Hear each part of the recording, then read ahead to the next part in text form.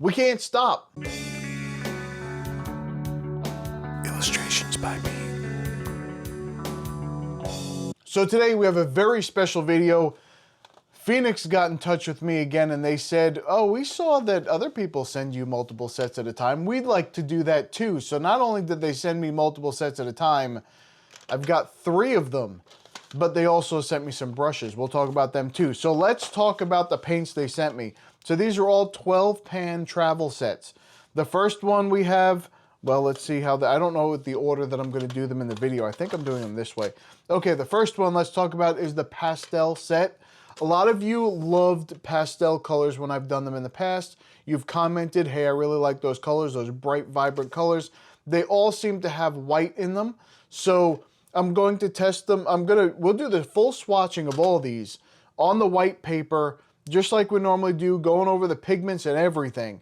And then right at the bottom of the paper, I left a strip of black paper just to see what they look like on black paper, because some of you asked me that with some other paints and I didn't know because I haven't used it.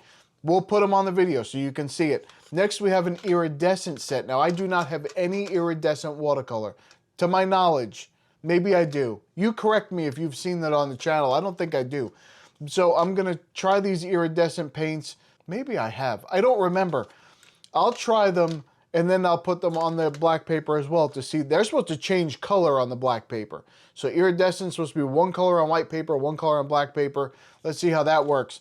Then we have one of my favorite types of sets, a skin tone set. Why do I like them when I don't do portraits? And you may say that, Pete, you don't do portraits. Why do you like skin tones? Because they're all earth tones. And I love earth tones in my watercolor. You can see they're all earth tones. You see that? That's wonderful, isn't it? I think so. So we're going to go, and on the back, they have all the information, multiple places, information, all on the back. You have every color. Now the colors that are on here are not going to match the color of the paint. You know that. They never match what's on the box or any kind of propaganda sheets or anything like that. But it has the name. It has whether it's transparent or not. It has the light fast rating. And it has the pigment information. Thank you for that. This is not their professional line. Just so you know, this is what they're calling their artist grade line, which means if you're an artist, you can use it. So if you're an artist, you can use it. But they're letting you know this is not their top quality paints. So some of these do not have full light fastness. Some of them have, well, a good majority of them include white because they're trying to be able to be put on white and black paper. So that's the point. Look at this silver tray. Look at that. This is the skin tone set I just pulled off here just to see what it looks like. And that's interesting. So it doesn't, you ever have a floppy one where it just flops? This one actually like snaps into place. It's very, that's interesting. And this does not. But I don't always keep those in there. Sometimes I take those out and just use this part. Then a lot of you do that too. They have a swatch card in there with all the same information. So you don't have to make your own swatch card. That's some forward thinking. Thank you, Phoenix, for doing that because there's everything on there. It's a little tiny. The writing is tiny. But you have the name of the color. You have its light fast. You have its pigment information, whether it's transparent or not. That's great. That's wonderful. I'm going to unwrap all these little chiclets in here, but they're all in here and they come in one of those little removable trays, just like you always see. And what I like to do usually, you can fit so many more in here if you take them out of the tray and you put little magnets on the back and then you just put them back into the pan, you could fit a ton more. However, it already looks like there's a whole row here. You can fit a whole nother row of 6 here maybe if you cram them in there. I'm not 100% sure. Don't quote me on that. I haven't tried it. But I think maybe, let's see, can you do that? I think you can. So there you go. There's the 3 right there, and that's with the wrapping on them. So you have a little bit more room once you take the wrapping off of them. You can probably fit a whole nother 6 in here if you wanted to, and leave it in the tray if you really wanted to. The only benefit, just so you know, the reason that these are in a tray, the only real benefit is that you can take out the tray here and hold it somewhere and use this for an extra mixing area. That's why they have these little wells in here so that you can use this for mixing, this for mixing, and this for mixing. You have a lot of mixing area. Once you take these out, you can list this on your rest. You don't list anything. You rest it on your knee. Don't start writing it down on your knee. That's not a good thing. But, or if you have magnets on something that you can snap it on and do that, and then you can just use them off of here and then use this for mixing. That's why they do it, but I don't ever do that. Matter of fact, I usually take this off and just use this for mixing, because most of the time, I don't even mix on the palette. Most of the time I mix on the page. That's what I like to do. So if you don't like to do that, you may want to try that. Let's go through all of them. We also have some brushes. They sent me some beautiful brushes. First of all, look at their box. I love their boxes. Watercolor boxes, I love how they are. Yes, it's empty. I took them out already. I had to wash them off and rinse them off so we could do the video. So, but just, I love the boxes. They like have these little magnets on them. They kind of snap closed here, and that's what they hold everything wonderfully. You can use this if you're going to travel and put some pencils in here, some pens, some markers. You want to carry a couple fountain pens in here. That's a great box for that kind of thing. Here are the brushes. They are Squirrel brushes. So they are real squirrel hair brushes. They sent a 4, 6, 10, and 14. Those are the sizes. I'm going to use the 14 in the main painting most likely, but I will test them. I will do a regular test with them to see how they are. After the swatching is done, I'll do the test of the brushes and then I'll paint with them. But in the swatching, I'm going to use a water brush. But you know that. Anyway, that's fine. But these are, you can tell that these are Squirrel because these are a little wet yet. You see when I bend it like that, it stays. It doesn't reform to the full. That's Squirrel. Squirrel's a little limp when you paint with it. But it's still very, it comes to a very fine point. So let me see here. If you just, can you see the fine point there? That's a fine point. You can get, and this is a 14. You can get a fine point with a 14, which is why I like to use them, is because it holds so much paint and water, but at the same time, you can get that fine line in there.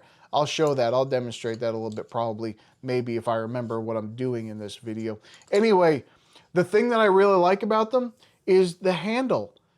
It's very different. It's like a, I don't know how to explain it. It's not finished. It doesn't feel slick. It feels like a satin finish, but it feels like it's, you ever have a piece of wood that's well oiled, like well cured, but it's not coated, there's no coating on it? That's what it feels like. It's very tactile. And I'm a tactile person. Is it tactile? Tactile? You know the word. I'm a very tactile person. If I like the way something feels, I'll grab for it more. So they did a good job just with the feel of this brush. I just absolutely love to use it because I love to hold on to it. I haven't used it yet. I will love to use it because I just like to hold on to it. So that's an interesting thing. I never really paid attention to that with brushes, but I think most of the brushes I have are coated. They have a coating on the outside. So I never really paid attention to it. But once I had this in my hand, I picked it up. I was like, oh, that's nice. That's something I would like. I'm going to get a fountain pen that feels like that too, because I really like the way that feels. Anyway, I will make sure that I check them fully out. Let's get into the painting. And not the painting, the swatching, and see how long this video can go for, because we're going through everything. We're just going to have to do it. And some of you really like that. And for you people, you're in for a treat. Everybody else, you might want to put this, you put it on 2-speed. Listen, you don't have to watch the whole thing. You can go to the end if you just want to see the painting, if you really want. But if you don't want, you can put it on 2x speed or 1.5 or whatever you want to listen to it a little bit faster. And you'll get it done a little quicker. And you can stop belly aching down in the comments for me. Okay, let's get right into this. Okay, so here we are.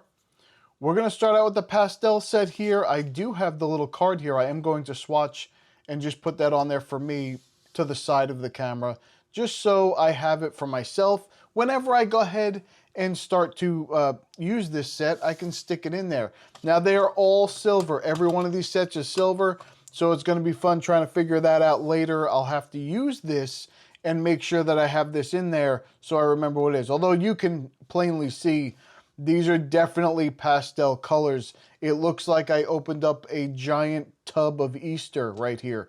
So that's fine. That's wonderful. But a lot of you like the pastel colors. I don't mind them. I've come to enjoy them a little bit more. I don't use them a lot in my regular paintings, but I do enjoy them just for what they are. Now, every single one of these has PW6 in it. Every single one. That's your titanium white. Okay, so every one of them is going to have that. And I put these lines in early so I didn't have to come back to them and potentially forget them. You're welcome, because I know that that drives some people nuts. It drives me nuts when I go back and realize I didn't do that. So let's start with the mixing white. That's what they're calling a mixing white.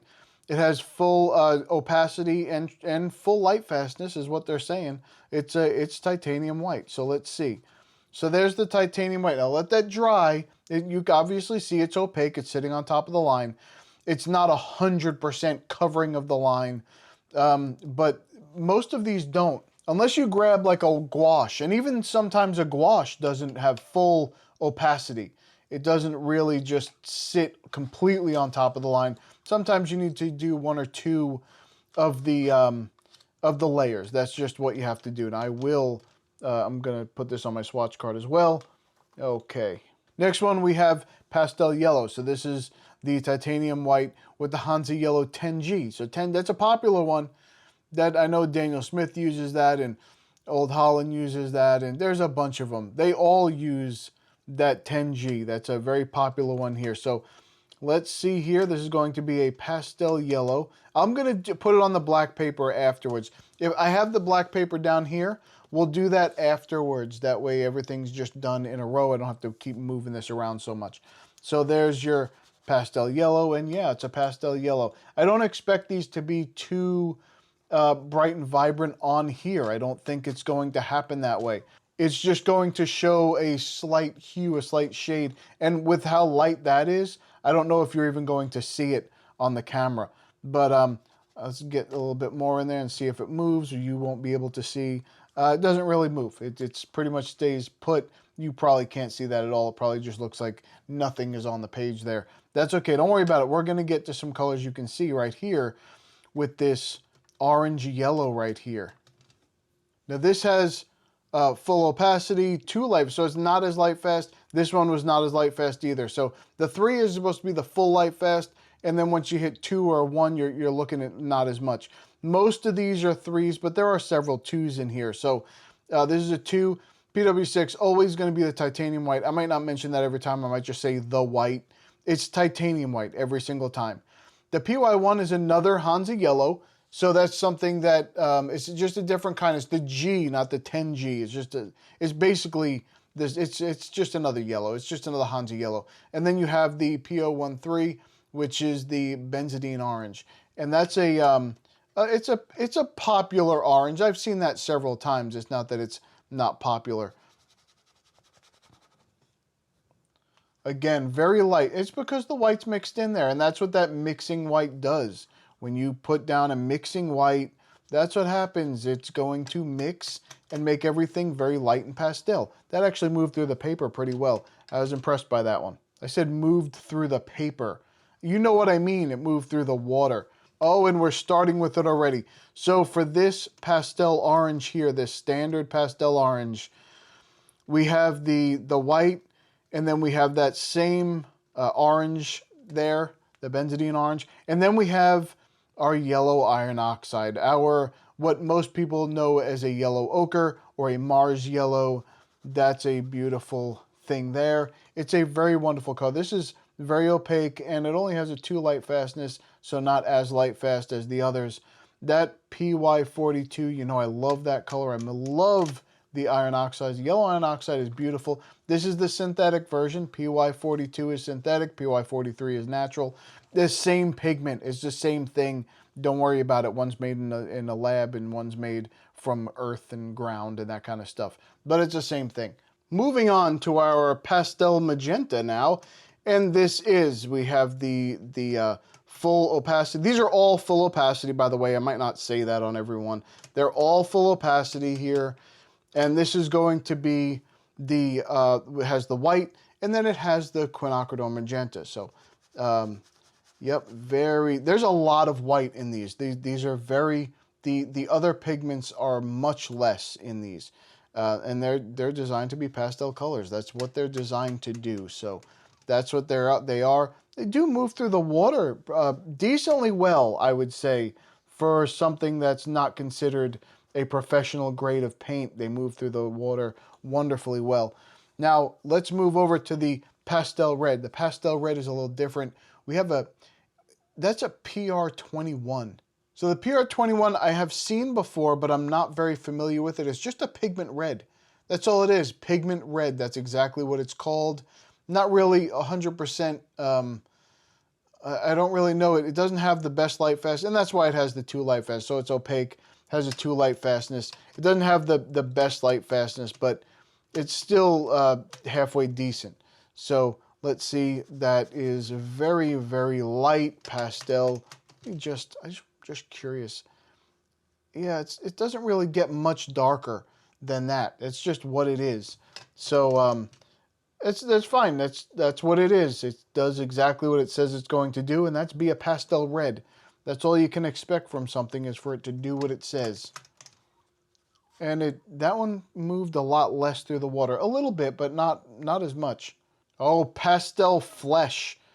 That sounds like it's like a horror movie, but designed for younger audiences or something like that. I don't know, because it's, it's not so scary because it's just pastel flesh. But that's this is going to be a light color. I can definitely tell. Very, very light on the page as well. Full light fastness on this one. It's opaque. You have the white in there. You have PR101, that red iron oxide. I love it. The PY42, the yellow iron oxide.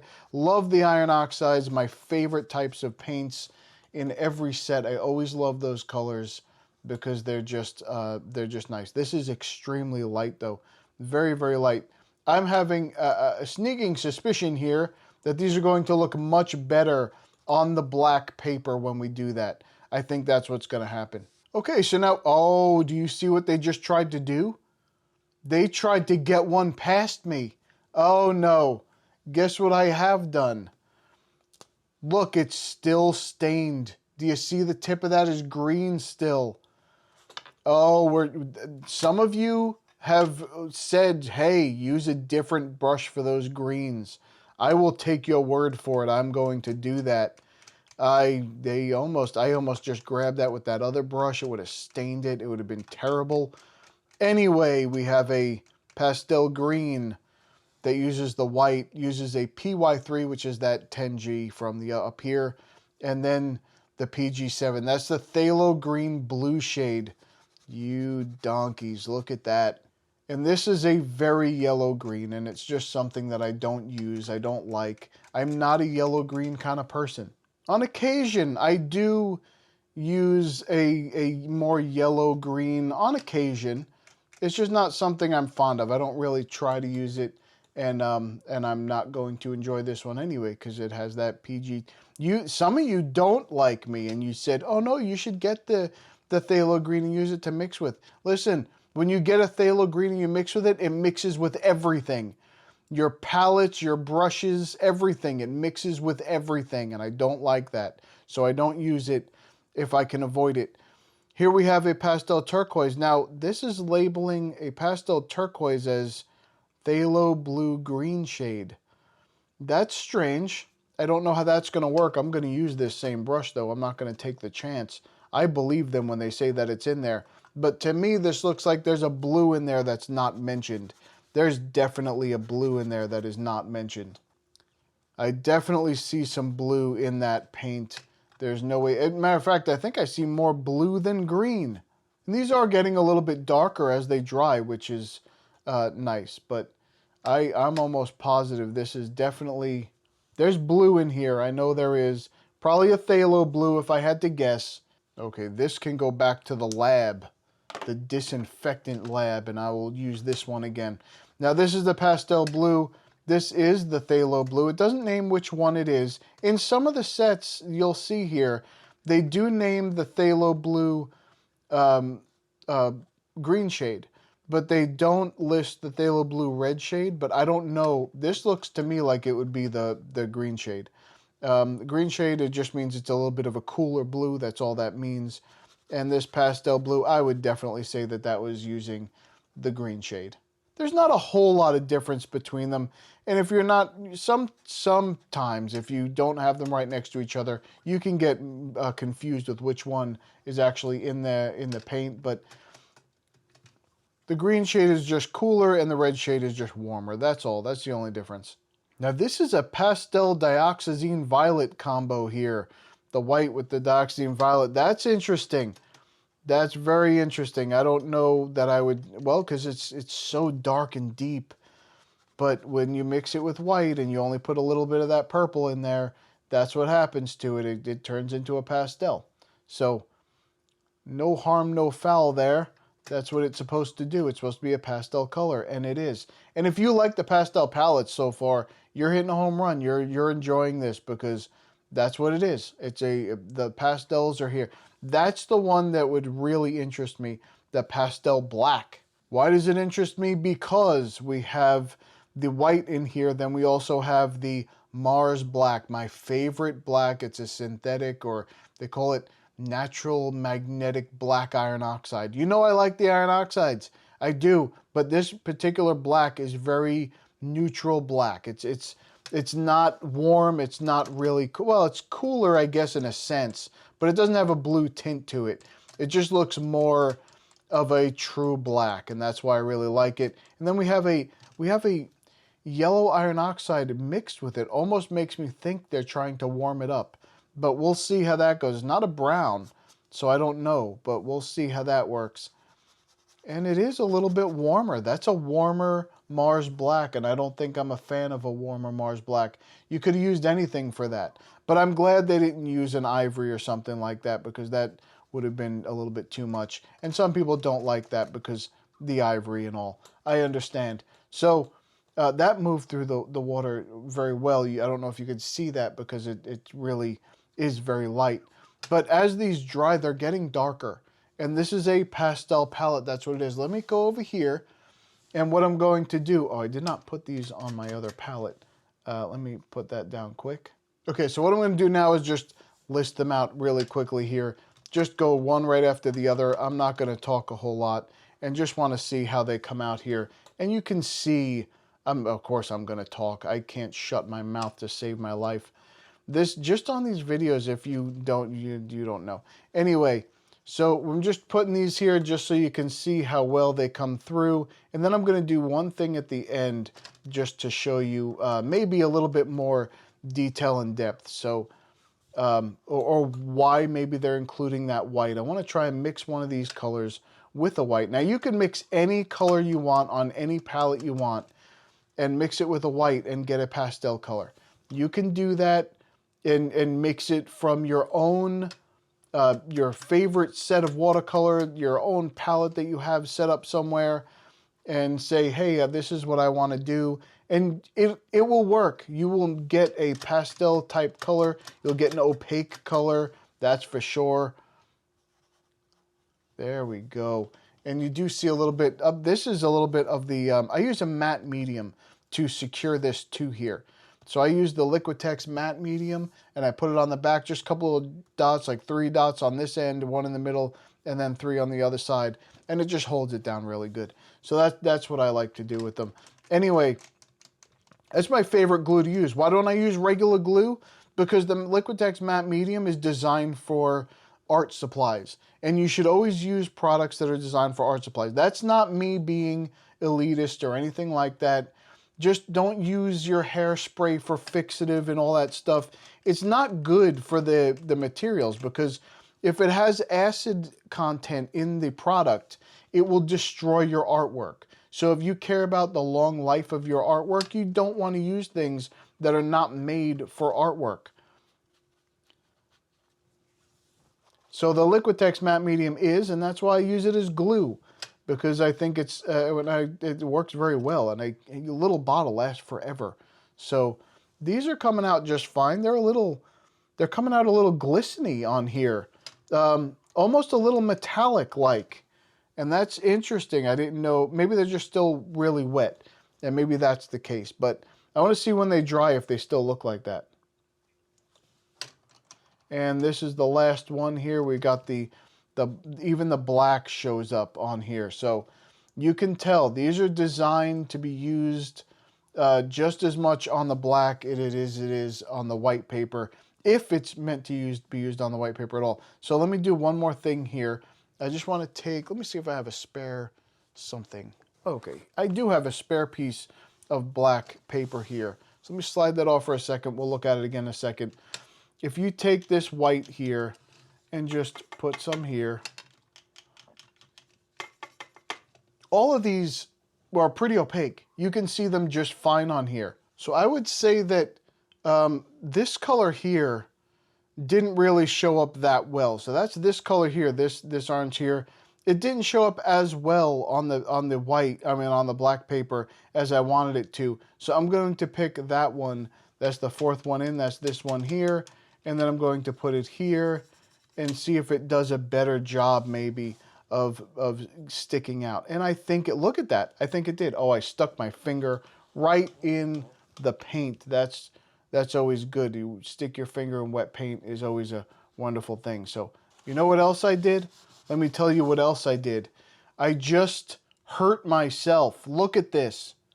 I left the regular, when I did all the swatches down here, I didn't switch brushes, and now this, can you see it? There's green in it. There wasn't before. Oh, you donkey. Anyway, this is much brighter now that I mixed it with the white, but I don't think it reflects that color as much. That color didn't really come out as much here. So I can't believe I did that. I ruined another brush. Can't take me anywhere. That's just how that works. Anyway, I think these came out really light like this. And I think like this, they need a little bit more color. So what you probably want to do is build up color with these to get them to this point. I think that's what you have to do with these. I don't think there's anything wrong with that. It's just that they're very light. You could see them. You could see every one of these colors on this page. It's just very light. So if I was going to build up another color, like some of these are very bright. Even these up here that I thought maybe would need help. Well, this one needed help. This one came out good here in solid color here, Mastone there. Just over here it was a little bit lighter. But you'd have to mix it with a little bit of white or maybe add a couple more layers and you'd get there. You can see the subtlety and the change of tones here. They just look a little different than what's on the white page, but that's to be expected. So overall, I think if you like pastel colors, you'll like this. It's something that will appeal to you. Okay, so we are on to the Iridescent set. Now these are pretty exciting because they're already extremely beautiful. Look at the way that the light shines off of them. Can you see that? They just kind of, it's not like a metallic paint, but I guess kind of, maybe a little bit. I don't know. I've never used iridescent paints to my knowledge, but they're very interesting. I think they could change completely. Now these are supposed to change completely different from the white paper to the black paper. So let's see what that looks like. I can't wait to compare them when I see that like that. But these had different, these are foil on the outside, and then they also, they all look like they've shrunk a little bit in the pans compared to the other ones. The other ones kind of bubble out a little bit. These kind of bubble in a little bit or sink in a little bit. But I've always seen that with metallic paints. I guess these are very similar to that. I don't know if they use mica in them. I'm guessing they do because they shimmer like that. But it's interesting. All right, let's figure this out here. So, well, there you go. I just answered my own question. Every one of these has a PW20 listed in it.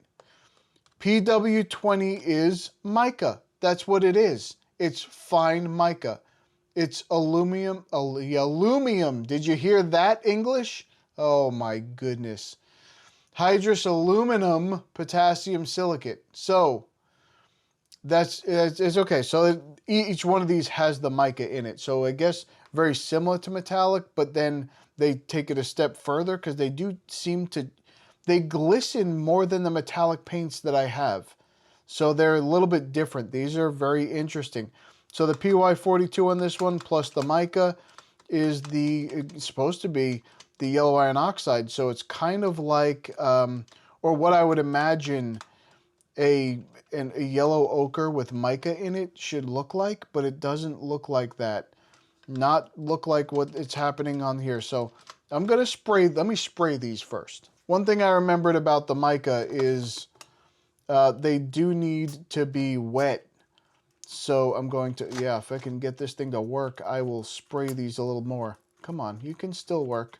Oh, there you go. Came back to life there. Okay. Wonderful. So I've sprayed them. Let's let them sit for a second, and then I'll scrub them a little more.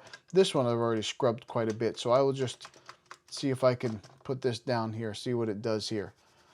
And that's so bright you can't even see it. It's so light, not bright. It's so light you can't even see it. So it would be hard to see. I don't know why we'd use this card then, because if you can't use it, you can't use it if you can't see it on there. But that's supposed to be the white flash. So maybe it's supposed to be white, and I should have put something down under it so you can see how opaque it is. Because the white flash, even though it's using that yellow ochre pigment, but it says white, it's saying white, and I tried to put it down on white paper. So that's my problem. I messed that up. All right, let's go to the next. Let's see if this one does the same thing, or if you can actually see it. If you can see it, then we know for sure that other one was my fault. This is lemon yellow flash. Everything's a flash here.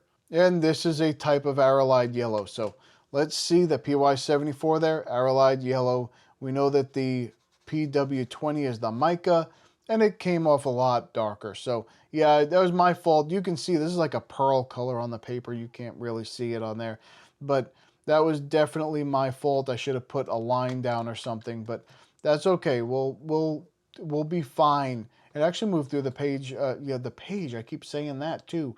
It moved through the water very well. So now we're looking at the pink flash. So that's PR101. Oh, so this is a red iron oxide mixed in here. This should be a beautiful color. It looks like a beautiful color. I'm hoping that it is. Let's see. Oh, I think it's definitely granulating. That was interesting. That started granulating instantly as soon as I put it down on the page. I hope it holds up. I hope it granulates even more here. Let's see. And it moved through the water a little bit. PR101 is known to be a little bit of a bully anyway. It kind of pushes things out of the way and moves around a little bit. So I'm glad to see that. Yeah, it's getting much darker now that it's drying. So that's definitely my fault on that one here. Now this rose flash. So this is interesting here. This rose flash quinacridone magenta, that PR122 there. And that's a pretty color, very pretty color. If you like pinks, this is going to be for you. Now, all of these on this page have a light fastness of 3. All of them, which is the best light fastness that you can get on these paints, all of them have a semi-opaque nature to them because of the mica, I'm guessing. And that PW20 is mica for everyone. So I'm just calling out the ones that are different, just in case you were wondering why I'm not calling the other ones out. Because, oh, that was terrible. Let me see if I can get rid of that and just put a little bit more straight water down here. And see if it moves through the water. And I can't tell because I already had the pink in the water. I think it did move though. I think it moved pretty good. Okay, a turquoise flash, and we have a phthalo blue there.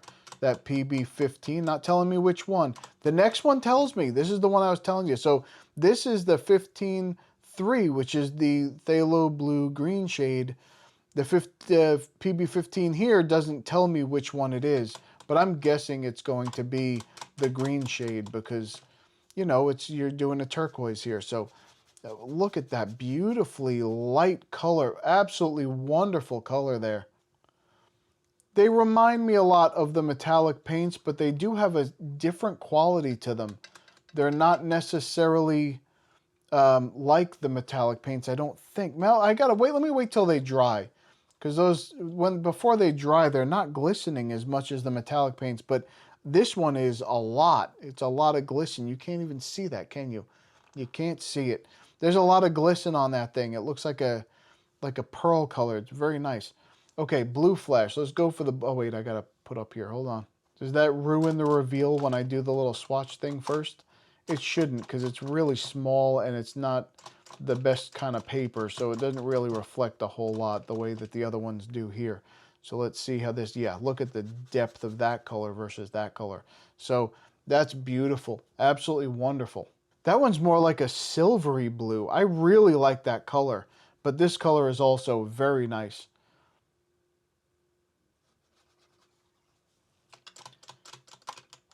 And again, this is something I'm going to use for accents. Not really much else, but still very pretty.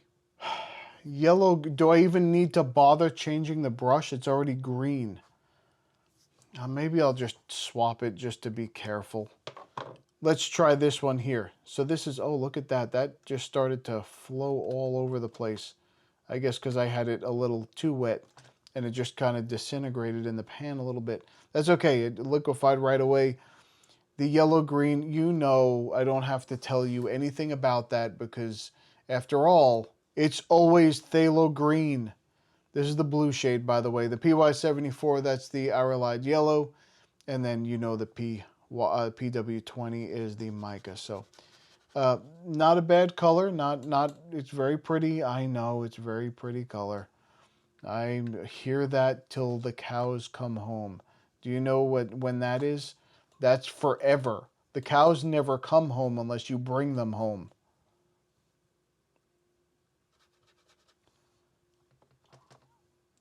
Okay, and it moved. These are all moving through the water.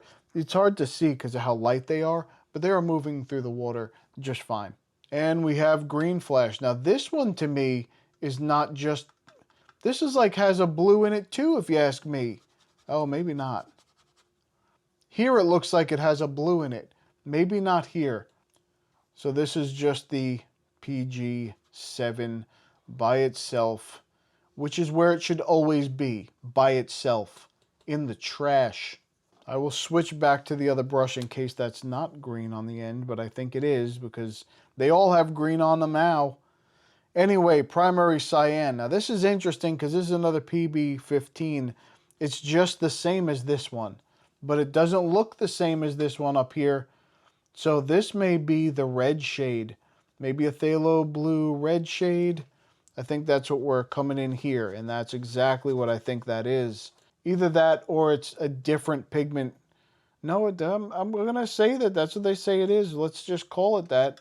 But definitely much different than what I would expect from a phthalo blue, unless it's the red shade. It could be. But all these are very different colors here.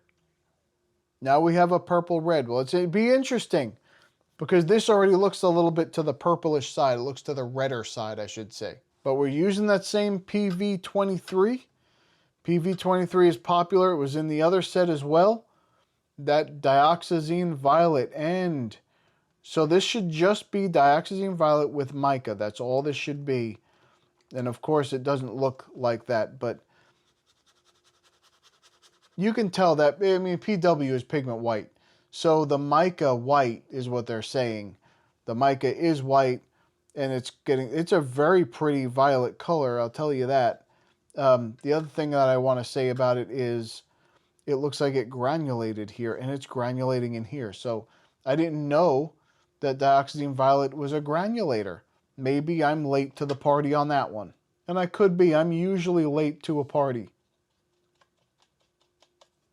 I'm going to also check these to see if that glitter stuff comes off on my finger. Because if it does, I can't use it. There's not a problem with the paint, it's a problem with me, but I can't. Okay, violet flash. Let's try that one, violet flash. So this uses the quinacridone magenta and the dioxazine violet. So that's very interesting. And it looks like a really crazy looking color in there. So yeah, it's a very pretty color. I don't know how big of a difference it is. Well, we'll have to see when it dries. How different it's. You can tell it's drying now. It's much darker than that one up there. I actually don't like how they're coming out on this paper over here. I don't know what kind of paper this is, but I don't like how it's coming out on that paper. It doesn't look, I mean, the colors are the same, but it doesn't look as beautiful as it does here on here. That's okay. Now we have a raw sienna flash. That's interesting. Raw sienna PR101. That's red iron oxide for a raw sienna, and it looks green here. Let's see what happens here. Oh no, okay. It's more of a brown. It's the light playing tricks on you is what it is. It's iridescent. Didn't you hear? So that, I would say that's a more of an earthy tone. Definitely different than what I would expect after looking at it here. So in mass tone must be 100 times different than what it is when there's not enough light going through, or because it's so thick with paint, and what it's reflecting is different than this, which is a thin layer where it's reflecting the white page behind it. So as those get a little bit darker, let me just run through these here and see. And you know, I've said it before, I'll say it again. There was my mistake on this one. So this one should be great here. Oh, look at that. It's like a gold on here. I'm not a fan of gold, but it's a very different color. Okay, let's see what the next one does.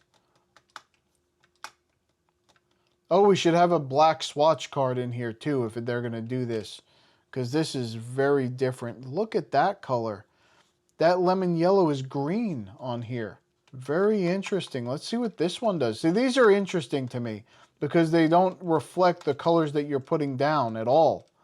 They're just completely different. This is the pink, and it looks almost like an orange, maybe? Not as, that's gold more, but that's more like a little bit of like a light orange. I don't know. Now this rose flash, let's see what this thing does on here. Oh, that is absolutely beautiful. That's a beautiful color. It's almost like a glowing blue, like an electric blue or something. It's very different. I never thought I would be a fan of the iridescent colors, but I'm starting to get there. This is definitely a nice set, and it's definitely nice. I like it a lot.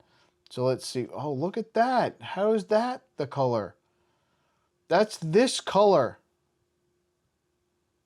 I don't understand anything about life anymore. These paints are making me question everything. What is this gonna do?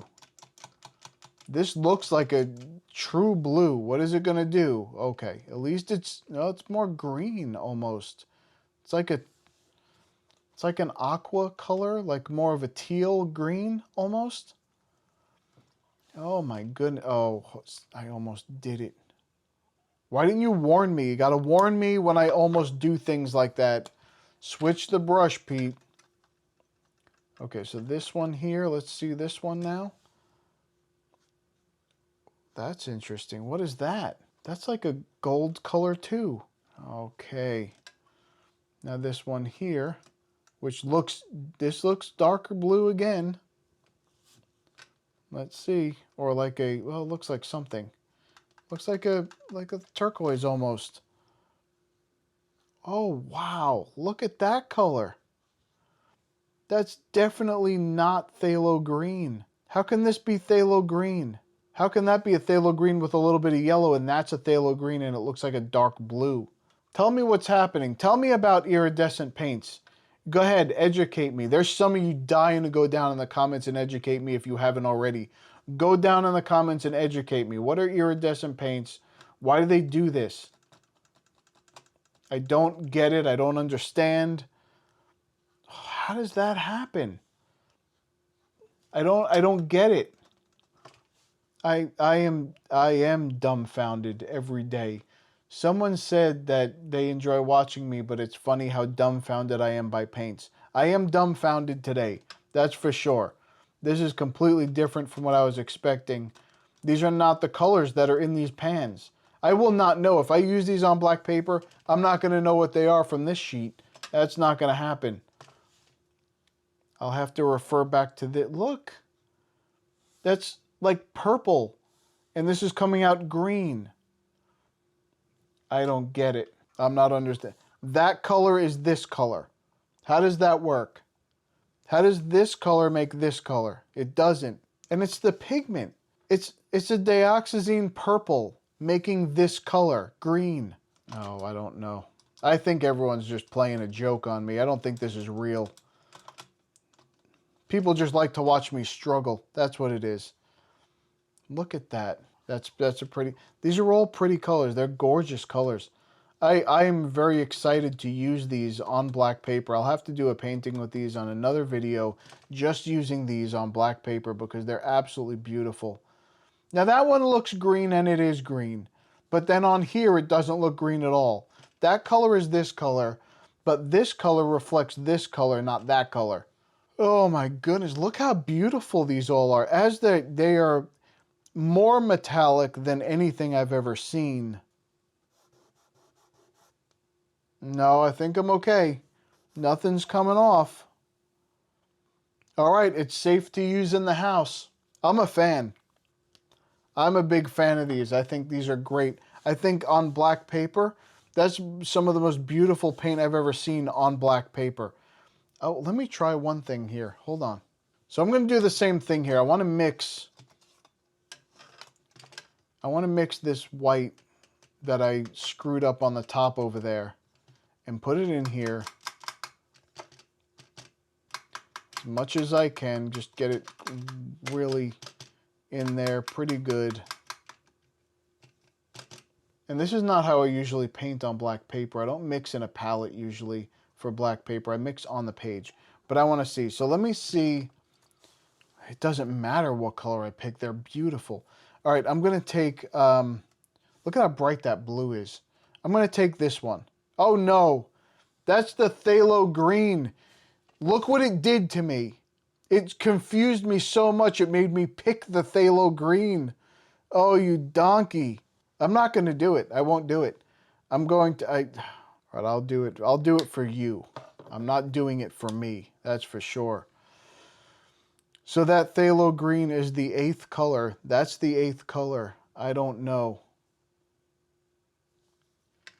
So I will pick it and I will put it on this sheet here, on this paper. Let me slide this back over. And I'm putting it in here. And let's see what it does here. Well, that didn't do well. That didn't do the same thing. Maybe I don't have enough of that color on there. Hold on. Maybe I didn't have enough of this on here. There we go. Just kind of mix it in there on the page and see what it does. But when it's wet, it's much more transparent. And then as it dries, it gets so bright and vibrant. It even did that on the white page. Look at these colors. Even now, these are light. I don't know how they're showing up on the screen here. These are light, but they're so saturated when I'm looking at them. This is extremely saturated here. And then here it just gets that much brighter. These are much brighter than these. That's definite. Is that going to get brighter, you think? You can see that when I turn it. It's like dull, and then it gets bright, and then dull again. Yeah, so, oh my goodness. Talk to me. What am I doing here? What is this? Tell me what this is, please. And now we get to what I thought was going to be the most exciting thing in this whole series, but those iridescent colors have me really messed up here. It's just I've got to focus on them a little bit and see what I can do with them because they're absolutely beautiful. Okay, let's start with this here Honey Boo Boo. It's not. It says Honey Beige. You don't know Honey Boo Boo. Stop it. That was a long time ago. I think that was, I don't even remember when that was, like early 2000s maybe? That was a while ago. You have no idea. Now, not all of these have white in them, but these first two do. The first three do. So, although no, they have some have other whites in them. Okay, so these three have PW6 in them. That's the titanium. You know that. These are all different now. Because these are normal paints now, these are not specialty paints, so you're going to end up with things that are lighter by adding white in them. Other things are not. These don't have white in them. I don't know if any of these do. None of these down here have any white in them, just these ones up here.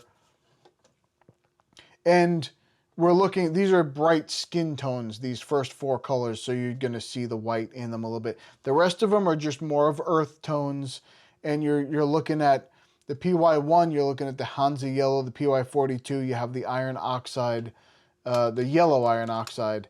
And so these are going to be that's a very opaque color. I don't know how well you're going to see that on the screen. Very opaque color. It re-wets extremely easily compared to the other sets. So, well, I said the first set didn't re-wet. It wasn't difficult to re-wet. The metallic ones or the iridescent ones were a little bit harder to re-wet, but and they definitely picked up more paint out of the pan. But these do not pick up that as much, so that's fine. And here we have a white with the benzidine orange. Now, the other thing is, many of these are opaque, but you have this one and this one that are completely transparent. And then most of them are fully light fast, except for these ones that have the white in them up here. Well, then this one is. Just the ones that have titanium white are not. So that's interesting. Oh, I put it here before I put it on there, and that's because I didn't do the. I'm just messed up from that last set. Don't worry, I'll get the water down here. Light apricot, very nice color. These are, if you're looking for something that's opaque, these are good alternatives to using and I'm not saying that they're the same color, don't get me wrong. But if you ever use a buff titanium or something like that in your palette, and that's something you like to use, some of these other colors that are more opaque, if you tried to use them as the same way you would a buff titanium, you might be surprised by the results that you get mixing them with other colors or however you use that. A lot of people use that buff titanium to mix with other colors to make it a little bit more opaque and change some things about it. But this is definitely a possibility. You could definitely do that. Now this is strange. So that just because the PR4 is a permanent red, but permanent red is a bad way to say that because it's not permanent. I don't understand when that happens. Every time I see a permanent, you expect it to be a permanent. It's not a permanent. It's a again, we have the PY1. That's the Hansa yellow, but the PR4, that permanent red. It's pretty fugitive. It's not recommended for permanent artwork, is what it says, and it's called permanent red. But I don't get that. So you may not like this color, and here's the other thing. Let me know about this when it comes to light fast ratings. If the other colors are more light fast, do they call it light fast even though one of the colors in the mix may fade? So it may go from this peach color to more of a yellow color because the red in it fades. Do they still consider that when they do these kind of light fast tests? I have no idea. I'm not sure at all, but I would imagine that they're just saying that there will be color there. You'll see something, but you may not see the exact color that was there. I don't know. And we've seen that PW5 more and more, that lithopone. But the yellow iron oxide, red iron oxide, those are wonderful. Terracotta is one of my favorite colors in other sets. I like the PR101s. That's usually that terracotta, and they usually mix it with that iron oxide. This one is also mixed with a white, and it is fully light fast according to this one. So, and those are all light fast colors. There's nothing wrong with that. I could definitely see how that would be a light fast color. This is a little bit more of an orange terracotta. Sometimes you see more of a reddish terracotta, so they added a little bit more yellow to this one to make it a little bit more of an orange color, but still a very pretty color. I think it's great. Quin Gold, now quinacridone gold. Oh, let me put this up here. Hold on. Okay, so this quinacridone, I'm not expecting it to be my favorite, only because it has that nickel azo yellow, which can get a little dirty in my opinion. But that PR206, that quinacridone burnt scarlet, is a beautiful color. So let's just see how much of what is in here. And if it's mostly nickel azo, you can tell right away as soon as you put it down. Yeah, it's mostly nickel azo. So you see, when I say it's dirty, I want you to just keep in mind, you see all this dark stuff up here? It looks like it's a dirty color, and then it flushes out into a very bright lemon yellow almost, a fluorescent yellow color down in here. but this part up here just looks dirty to me, and I just usually don't like this color from other companies. The original quinacridone gold is a beautiful color, and I think someone said that they still have it available somewhere that's just not very popular. Um, Someone has some pigment somewhere, but once it falls out of favor with the auto industry and the other big paint manufacturers, they don't make it just for paints anymore. They really don't care about us watercolorists at all. That's just how that works. Okay, so this lamp black is carbon black. It's actually, usually the lamp black is PBK 7, just so you know. PBK 7, and it's like carbon from soot or whatever. The PBK 6 is carbon black, and it's almost pure carbon made from burning like petroleum residue. So it's still not it's not an animal pigment or anything like that, but it is a it's from burning things. That's where you get black from anyway. It's from burning things. So this you see is a very true-ish black. It's not I say ish.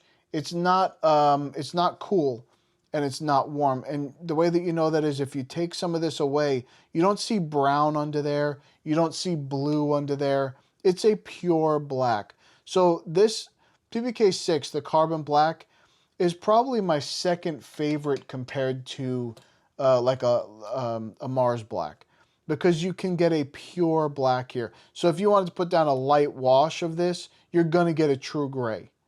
You don't need to mix white into it, which some people really don't like about that. So there you go. Oh, I didn't put that down up here. So let me put that down up here.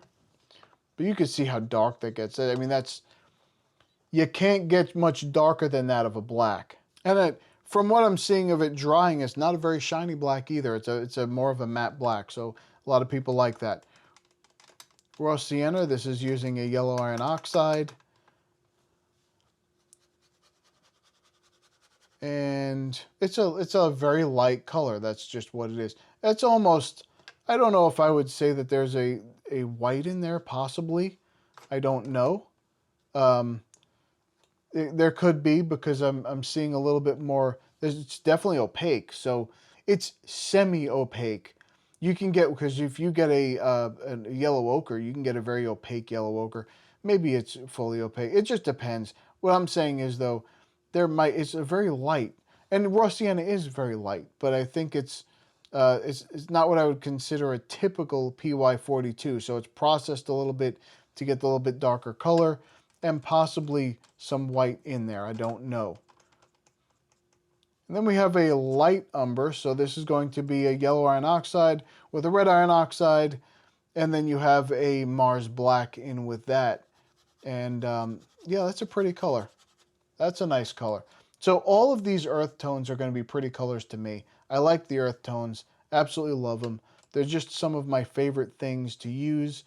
And except for that Nicolazzo yellow, I really just don't like the color. It just looks dirty to me. But everything else is fine. Everything else here I would use absolutely no problem. And I don't have any trouble with that.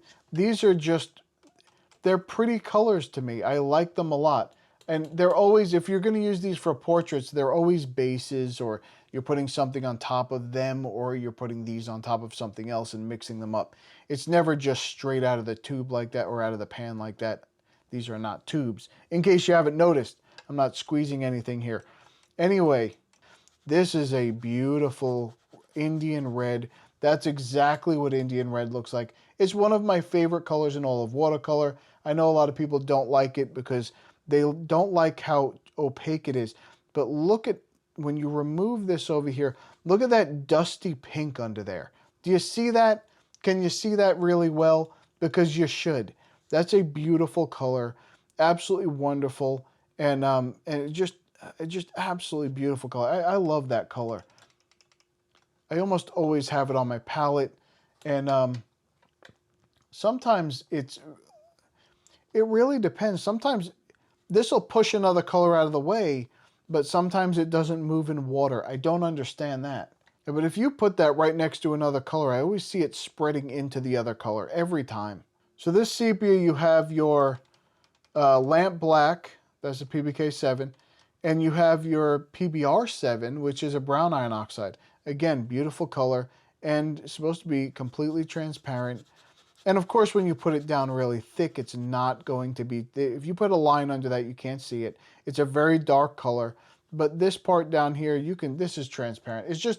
It's also a granulating color. So usually I think of a granulating color as being partially opaque, but I could be wrong. There's some of these things are subjective. Some of them are not completely objective statements. So I have no idea. I would say usually the sepia, I would say it's a semi-transparent, but once you wash it out, maybe it's more transparent than anything else.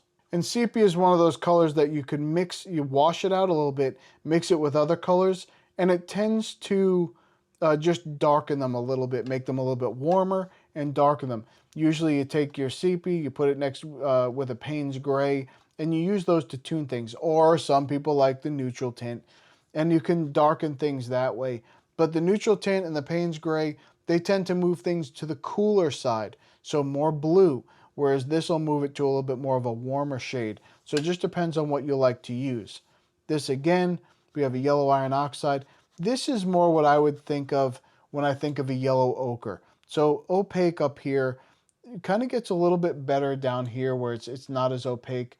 But yeah, it's very opaque in mass tone and very different from this color, which could be processing. Don't blame me. I could be 100% wrong here. But it seems like there's something else in there. I don't know. And of course you have the PPK11, which is the Mars Black. So then we go over to the Van Dyke Brown. And here you have the brown iron oxide and the red iron oxide put together. Oh, let me do this. I forgot again. I just keep forgetting this thing up here. Don't worry about that. So this one here is a Van Dyke Brown. And it's a very popular brown. It's a very brown usually. And I like to see that this one is a little bit more of a brown. Sometimes they get a little bit yellow depending on the manufacturer. They could have a little bit of yellow in them. But this one did not do that, and I'm very happy about that because I don't like when they do that. For me, the Van Dyke Brown should be a dark, deep brown that lightens up a little bit, but it's still a true brown.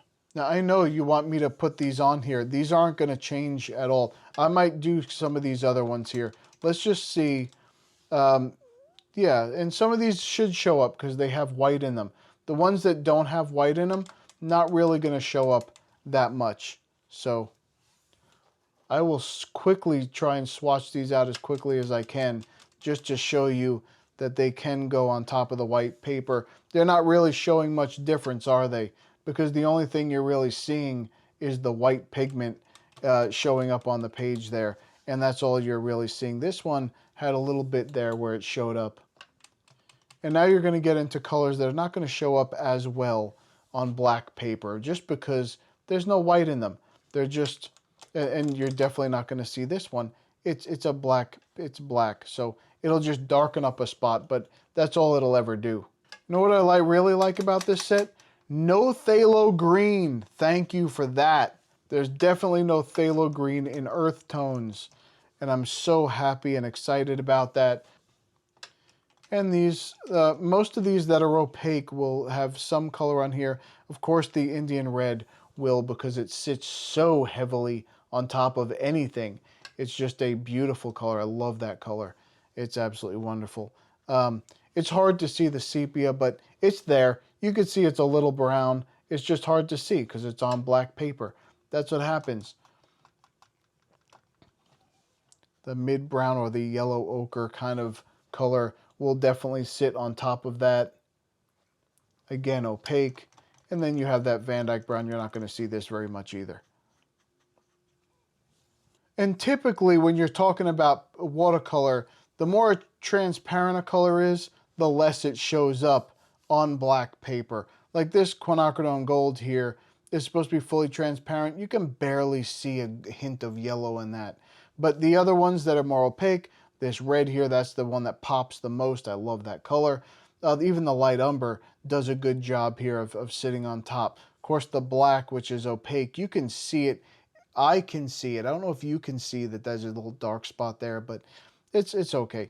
This one popped a little bit. So these popped a little bit. These ones up here, you barely really see much of a difference. These two, you can't tell a difference at all. And these, you just can't see much of a difference there because it's just really the white sitting on top. Everything else, more opaque, just as the basic pigment, and you see them just fine. So let's get to our brush test now. Okay, so now I'm going to test some of these brushes. I'm only going to test 2 of the sizes. The other 2, these are very tiny. So you're going to paint something very tiny. They're not going to hold a lot of water. It's silly to test these for what I'm about to show you. You can use them for details and things like that, or something smaller on a very small piece or something. You can definitely use them. They're very usable, and they do hold a lot of water just because they are Squirrel. Now this is what I'm going to use though. We have here the 10 and the 14. I'm going to test the 10 and the 14 mostly here. So I want to get a color that's a little bit darker that you can see. So I'm going to use one of my favorite colors. At least I'm going to, well, let me see. Maybe I'll use a different color. I want you to be able to see it, but I want to be, you need to be able to see if there's a color dump. So let's go for the light umber maybe. Yeah, let's go for the light umber and see if you can see that. So I'm thank goodness for this giant water pot. I absolutely love it. And I'm able to use brushes a little better here on the channel, which is nice. That's what I wanted it for. And it's working very nicely. So I'm very happy about that. I've used it several times off camera, of course, because I only used it maybe once or twice probably since you've seen anything, but that's okay.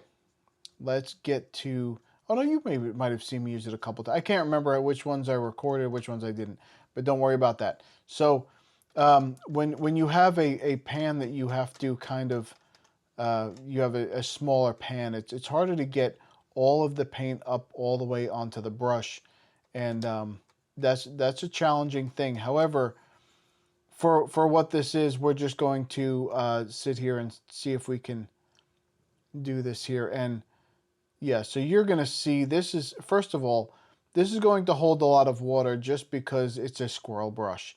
And you notice that the lines are smooth and even, and you're not seeing color dumps anywhere.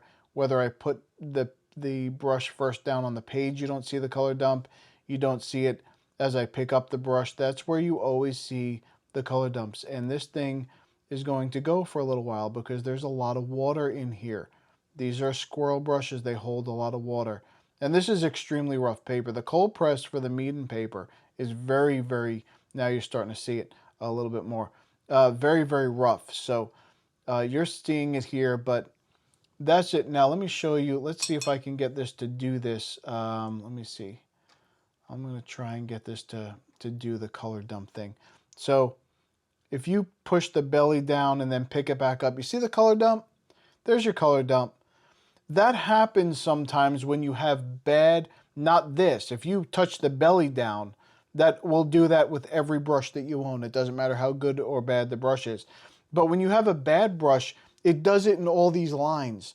As soon as you touch down, it'll put that dump down. So as you go, you'll see like a big color dump. And then when you pick up, you see another big color dump. That's the other side. So just depends on what kind of brush it is. So just from that little test, I can tell you 100% that these are good brushes. They're going to be wonderful to use. And you can also tell that they're Squirrel because if you go like this and then pick them up, they have a little bit, they hold that shape a little bit. So when you, let me just show you here. I'm going to dry this off a little bit. You see that? That's from the Squirrel because the Squirrel hair's a little limp. So that's how you know it's Squirrel versus Sable. And then you know that it's a good brush by the test that we did here. So absolutely wonderful. I'm not going to go test this. So I'm going to use that one for the painting. I'll use the 14 for the painting because that's what I want to do. But this 10 here is absolutely wonderful. This will be good for most people, this size here. It's a beautiful brush. And again, I like to hold it. It has a very interesting texture to it. And it's just fun to hold in your hand. And so I'm going to grab for this a lot because I love the texture of the brush itself. And because it works so well, we're going to be in business here. So um, I think this is a great set. This is definitely a great brush set. And I'll show you here now in the painting. I'm going to use that big one. Let's get right into that. Okay, so first things first, all the paints worked. You saw them, they worked. I went through a couple of different things and I was trying to get something done, and it was a little bit lighter because these are lighter paints, and you saw that in the swatching. The pastel colors, the iridescent colors, they don't come off very strong on the page, on the white page. The iridescent colors come off beautiful on the black paper, but I didn't do painting on the black paper. I'll do a separate video just on that one down the line here when I do something, because I think that's what they need to be used for, black paper. I think that's what has to happen. So that's what I'm going to do. But I wanted to put all three of these sets in the same painting. And when I did this, I said, I'm going to use a lot of browns and I'm going to use a lot of those earth tones. So I tried to make some kind of plant kind of coming out, and then it kind of, well, I mean, I didn't try to do it. What I tried to do at first was just put some shapes down in the upper right side, you'll see. And eventually it morphed into some kind of plant because I was using a lot of the browns, and I was like, as I was going, I was thinking about it saying, yeah, I think that's what's happening here. So by the time I put in some of that on the far left side, some of that sepia, that's what it was. It was turning into a plant kind of blooming out. And then you'll see at the end, I put in an eye because what plants don't have eyes? So, I mean, every plant that I know has an eye. So I decided to do, I added a couple of little embellishments with the ink. I put a lot of ink into it, but a couple little embellishments. There wasn't enough contrast for me. And I think that's the thing that I was missing with all the light colors, was not enough contrast. So I put a little bit extra with the ink in, just in certain spots, made a couple of the lines a little bit thicker, put a little bit of dark areas in, just to complement it a little bit more. And in the end, I'm happy with it. In the end, I think it worked out just fine. I'm thoroughly enjoyed them.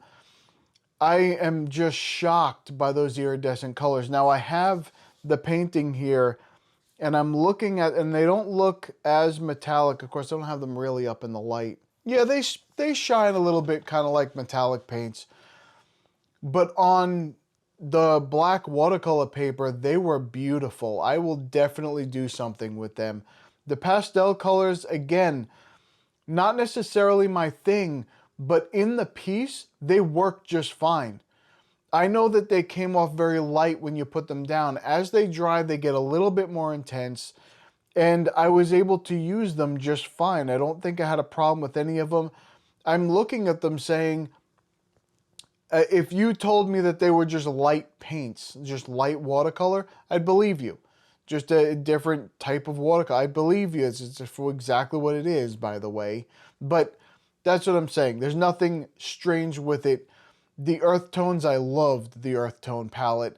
I'm going to add some of those to maybe some other palettes that I have, to add some colors that I don't have in those other palettes, because I did enjoy them. I think they came out absolutely fine. I wasn't really sure in the beginning how to go about getting all three of those things on the paper, all three sets. I think it worked out well. The problem is they're all gray. Do you know what that means? That means I'm going to lose track of what's what. I will grab the wrong palette at some point in time and take it with me somewhere and end up not being able to use it on what I want to use it on because I grabbed the wrong one. They're all gray. I'm going to have to mark them on the outside somehow. I think these are solid silver. I could probably have my wife do the laser etching on them and put what the palette is on there. Otherwise, you'd have to use like a black permanent marker to put on there on the bottom, something like that. Or maybe a little label on the bottom just so you know which ones are. You can open them and look at the whole swatch card and say, oh yeah, that's them.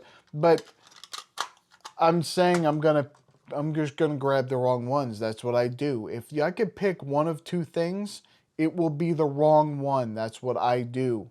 And just to let you know, we are only 1 week away from the big series of videos that I'm about to do that everyone has been asking me to do and looking forward to. Next week, that's what we're doing. I almost said week and Monday at the same time. Don't just pay any attention to me. But anyway, that's what we're going to start doing. And so we're going to do the 24 colors each week. And at the end, I'm going to do a 5th video that it is going to be one right after the other. 1, 2, 3, 4. And then the 5th one, that's how you count. And the 5th one's going to be a culmination of all of the other 4 into one painting. You'll see that next week. This week was big enough. This was a lot. There's a lot of colors here. I went through a lot of stuff. And I think that Phoenix is really, I mean, they're standouts in certain things. They are doing things very well. Those brushes were amazing. They worked great. Now, I did want to point out, I was forcing color dumps when you see me painting.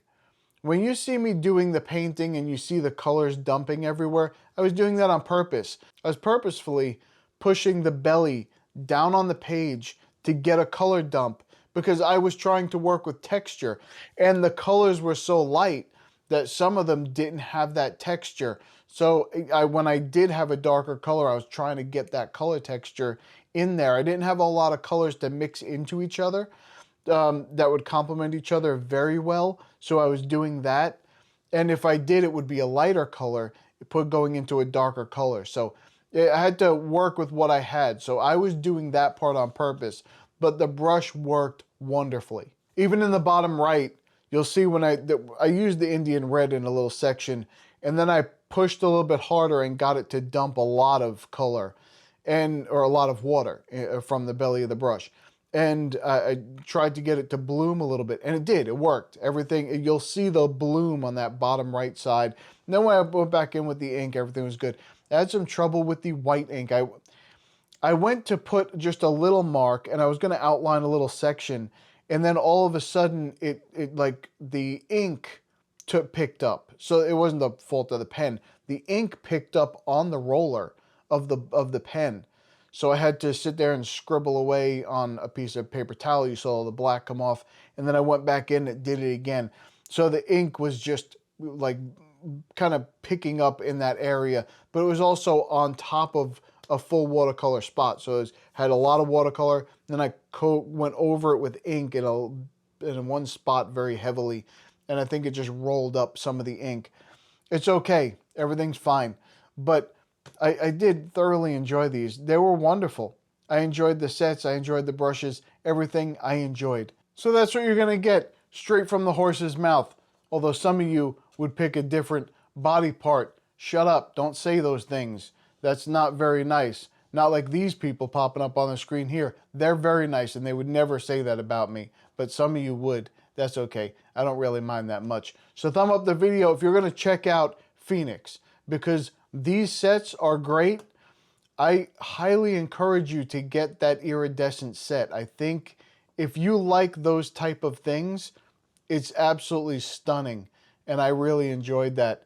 But also the brushes are wonderful, and check those out. They're real Squirrel, so some of you will not like, because a lot of you get the synthetic brushes, but the real Squirrel brushes, they're wonderful. I really enjoy working with Phoenix. Sometimes they send me stuff and I don't even know that they're sending it to me. And I knew that the paints were coming. I think they said something about the brushes, but I don't remember in my head because things fall out of there quite often. But I do remember something about a brush eventually. I think I started asking questions about the brushes and saying, what are these? Because I think I just got the paints and I was expecting the paints, and then the brushes showed up with them. So they like to do that. They like to say, hey, look, we're going to send you this, and we're going to send you this and this. So they do that a lot, and I appreciate them. They're very nice people to work with. Everything that I say to them, they take and they say, okay, we'll relay this to this person, or we'll relay it to that person, or whatever you need, just let us know. And they're always kind, and they're always pleasant to work with. I really enjoy working with them. Okay, now I know I screwed up a lot during this one because I was tongue-tied, I'm exhausted, That's not your problem. That's my problem. Don't worry about that. All right. So oh no, did I just screw this up? They're all gray palettes. Did I mess up the order? Oh no. I have to make new cards? Oh no, I got it right. Crisis averted. I'm okay. We'll just keep going here. You notice in the video as I talk, as the video progresses, I slowly lose my voice. It goes from a high pitch, not a high pitch, a high volume. It's not a high pitched voice. I have a high volume voice, and then it goes down to where you could barely hear me. You got to turn up your monitor because you can't, your monitor? You turn up your speakers, not your monitor. Just don't worry. Let's keep going. And sometimes when I force what the hell was that? I don't know what I was trying to say there. Get out the words, Pete. And I highly recommend those metallic,